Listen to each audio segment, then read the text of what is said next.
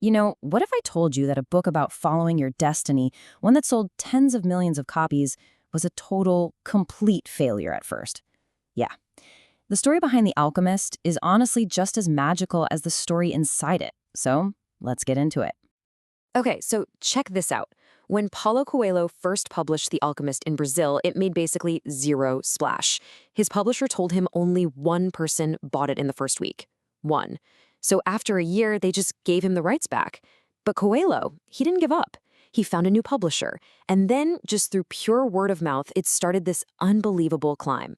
This real-life story of just sticking with it against all odds, it's the perfect way to understand what this book is all about. All right, so first up, let's meet our hero. His name is Santiago. He's a shepherd in Andalusia. And you know what? His life is pretty darn good. I mean, think about it. He's got his sheep. That's his job. All he needs to worry about is food and water for them. He gets to travel all over the beautiful Spanish countryside, totally free. He even uses his book as a pillow at night. It's a simple life. It's predictable. It's comfortable. But then something starts to mess with this simple life. A dream. And it's the same one night after night. In this dream, a kid shows up, magically zaps him over to the pyramids in Egypt, and says, "Hey, if you come here, you're going to find a hidden treasure." It's so persistent that he finally goes to a gypsy to get it interpreted, and she tells him, well, exactly what the dream said, go to Egypt. Kind of a letdown, right? But this is where things get really interesting. Feeling disappointed, Santiago's just sitting on a park bench when this mysterious old man comes and sits down next to him. And this one conversation, it's about to change absolutely everything. So this old guy who says he's Melchizedek, the King of Salem, he starts by pointing out the single biggest thing that stops people from living a fulfilled life. He calls it the world's greatest lie. And what is it? It's that moment you start to believe you're not in the driver's seat of your own life anymore, that fate has taken over. But he doesn't just leave it at that. He gives Santiago the flip side, the core idea of the whole book, the personal legend. He says it's not just some random dream or a wish. No, it's your actual purpose. It's a desire that the universe itself planted in your heart. It is your mission here on Earth. And here it is. This is the big promise the king makes to Santiago. And it's not just some nice, fluffy sentiment. In the world of The Alchemist, this is a fundamental law of the universe. The entire cosmos is basically rigged in your favor, but only if you have the guts to actually go after your personal legend. So with this incredible idea buzzing in his head, Santiago now has a massive choice to make, a choice that really all of us face in one way or another. And this just lays it out so clearly, right? The two paths in front of him.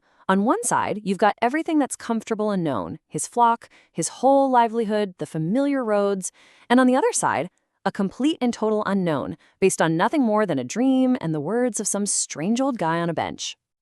And he does it. He chooses the unwritten path.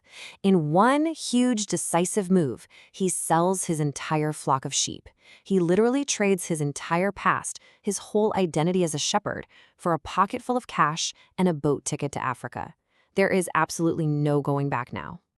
So Santiago crosses the Strait of Gibraltar and lands in Tangier, Morocco. He is pumped, he's ready for an adventure.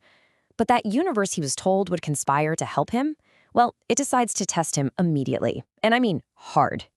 The second he steps off that boat, it's just complete sensory overload. He's a total stranger in a strange land. The sights, the sounds, he doesn't understand any of it. And crucially, he can't speak a single word of Arabic. He is utterly alone.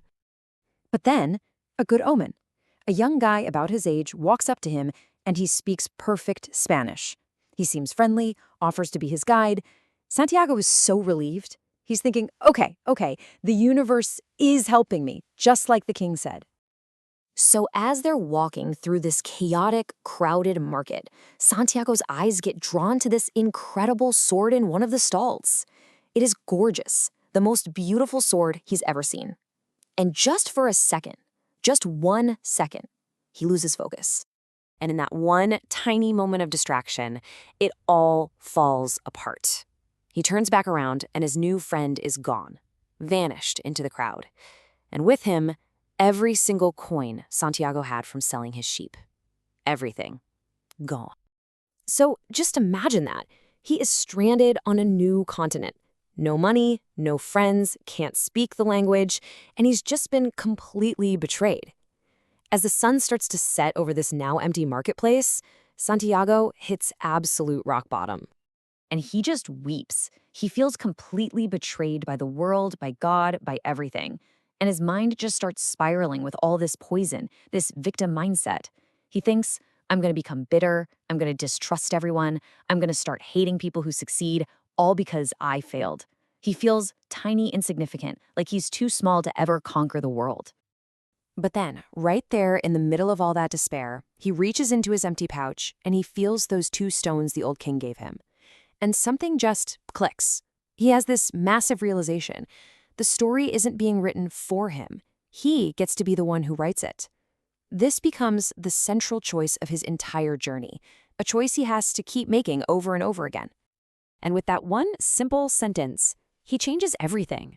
He reclaims his story. He gets a job in a crystal shop. But instead of just earning enough money to go home with his tail between his legs, he spends a year totally transforming the business, learning about patience and reading the omens. And he uses that success not to retreat, but to double down on his dream. He joins a caravan to cross the Sahara, where he meets Fatima, the love of his life, and finally, the alchemist himself, who teaches him how to listen to his own heart. And really, that's the question the book keeps asking us. After all that, after surviving wars, learning to literally turn himself into the wind, and finally reaching the pyramids, Santiago digs, and he finds nothing. He gets beaten and robbed again. But as his attackers leave, they mock him. And in doing so, they accidentally reveal that the treasure was buried back in Spain the whole time, right where he started. You see, the journey was never about the gold. It was about the person he had to become to complete it. The real alchemy isn't about turning lead into gold. It's about turning disaster into adventure and failure into wisdom. So the question the book leaves us with is this: how do you define yourself when you fail? Are you the victim of your story, or are you the adventurer?